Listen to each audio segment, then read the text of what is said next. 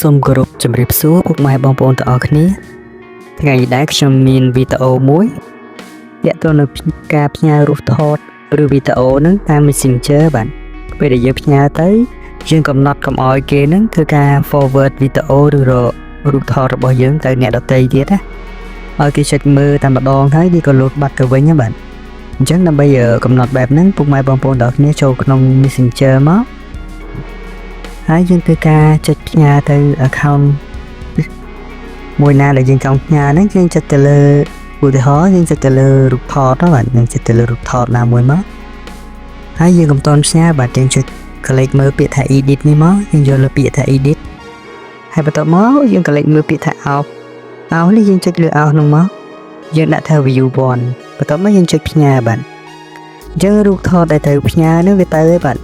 វាទៅកន្លែងនេះបាទនៅពេលដែលគេចុចមើលកន្លែងហ្នឹងតែម្ដងហើយគេមិនអាច forward ឬក៏ផ្ញើរូបថតហ្នឹងទៅអ្នកដទៃទៀតបានទេបាទគេចុចមើលតែម្ដងហើយក៏បាត់រូបថតហ្នឹងវិញហ្នឹងបាទអញ្ចឹងដើម្បីពុកម៉ែបងប្អូនទាំងអស់គ្នាអាចសាកល្បងធ្វើទៅតាមវីដេអូហ្នឹងបានបាទ